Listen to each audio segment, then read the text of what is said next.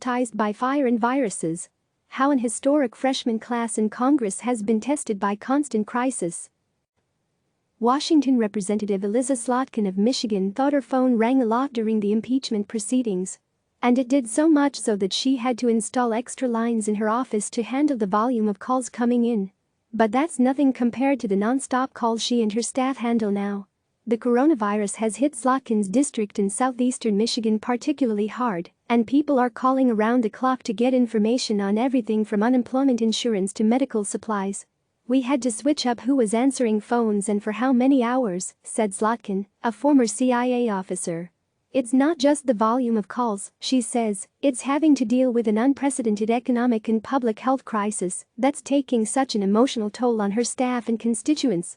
I never thought I would be training my congressional staff on how to manage conflict zone level stress."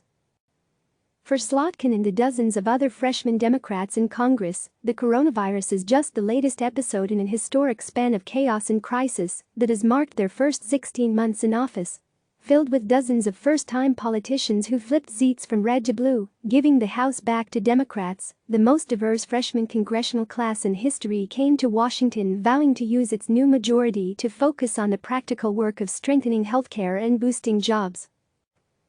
Instead, members have gotten a crash course in crisis management, dealing with one monumental challenge after another.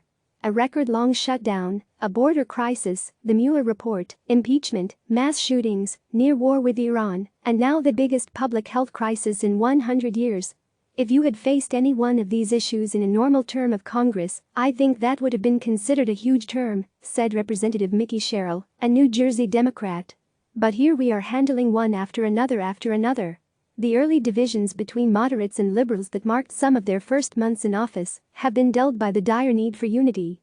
The natural ideological differences you are going to find in a group this large tend to recede and fade into the background when the country is facing a crisis like this, said Representative Tom Malinowski, a freshman Democrat from New Jersey.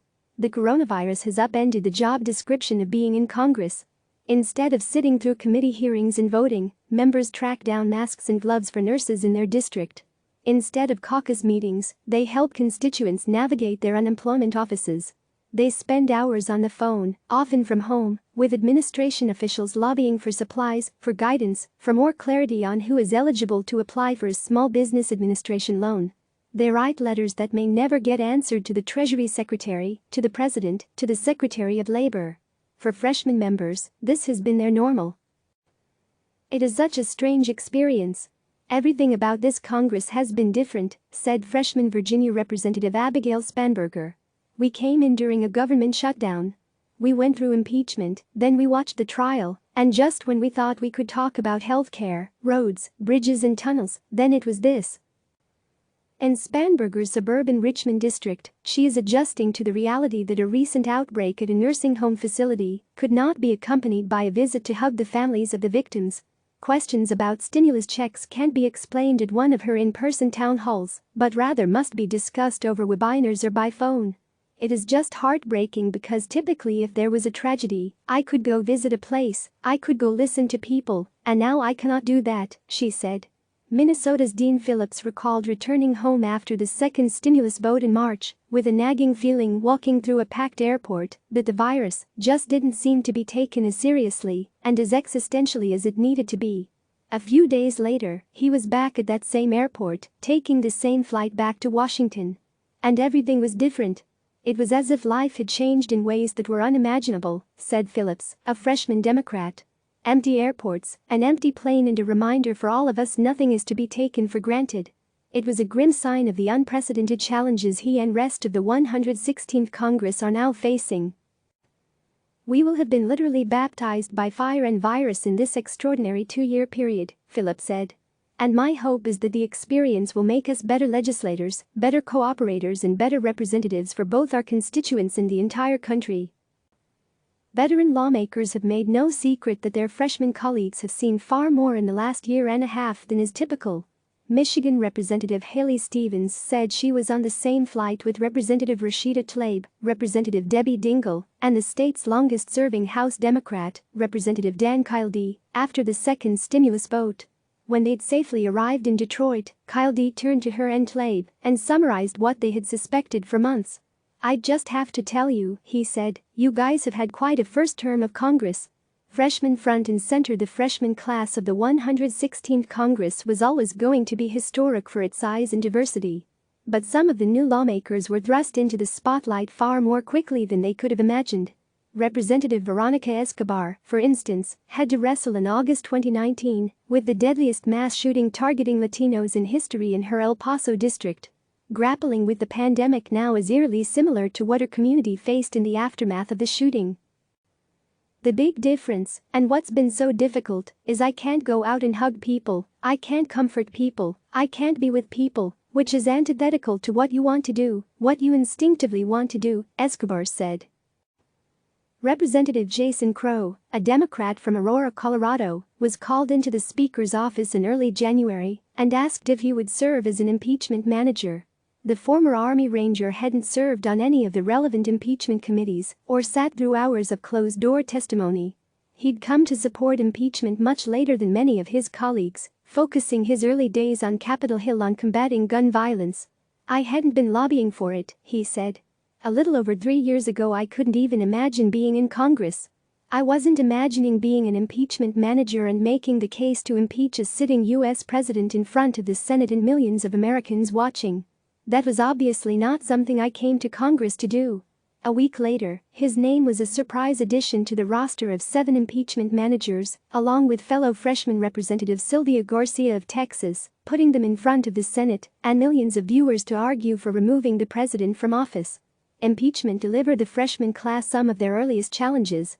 Representative Rashida Tlaib made waves on the first day of the new Congress with an expletive-filled declaration that Trump needed to be impeached. Liberals demanding impeachment clashed with moderate Democrats, who quietly wrestled for months with whether impeachment was warranted and battled questions about whether to back an inquiry when most would have preferred talking about anything else.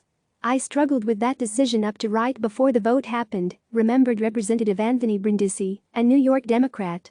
Remembering the moment he voted yes, freshman Representative Harley Ruda, a California Democrat, said, "It was a host of emotions that flooded over, none of them joyful. It was such a moment at the end of last year. The 116th Congress appeared destined to be defined by its impeachment of the president for just the 3rd time in U.S. history. Then the worst public health crisis in a century happened. As stay-at-home orders began flooding in from governors across the country, Congress was suddenly debating legislation that would surpass $1 trillion in spending. Within days, the price tag had jumped to $2 trillion. Rank-and-file members watched from afar, home in their districts as an agreement was struck in late March. Congressional leadership on both sides had signed off on the bill, and the House was preparing to pass it by voice vote, so members did not have to travel back to Washington. But like so much of the 116th Congress, things would wind up far more complicated. The objection to a voice vote from a single lawmaker, GOP Representative Thomas Massie of Kentucky, meant the House would need half of its members to overcome Massie's objection and pass the bill. Suddenly, hundreds of them had less than 24 hours to race back to the Capitol to get the biggest stimulus package in U.S. history passed. Representative Mary Gay Scanlon jumped into her family's SUV to make the solo drive from Pennsylvania. Representative Madeline Dean drove with her husband in their Audi instead of taking the Amtrak to Washington from her district near Philadelphia. Representative Joe Neguse took a re-day from Colorado, arriving in Baltimore at 3 o'clock in the morning. Escobar awoke for a 5 a.m. flight out of El Paso, arriving at the Capitol minutes before the House was set to pass the $2 trillion bill. For the freshman lawmakers, it was just one more episode in a wild 16 months that's been anything but routine. As the vote neared, lawmakers were directed to keep proper social distance on the House floor that's designed for close interaction. Dozens of members were sent to sit into the visitor galleries above the chamber so they could be present when the voice vote occurred. After House Speaker Nancy Pelosi spoke on the floor, she cleaned the microphone and lectern with a wipe. Scanlon broke House rules to snap a picture of the surreal scene in the chamber. "I actually took a forbidden picture from the gallery," Scanlon said. "I just figured it was such a moment." Click subscribe to receive the latest news.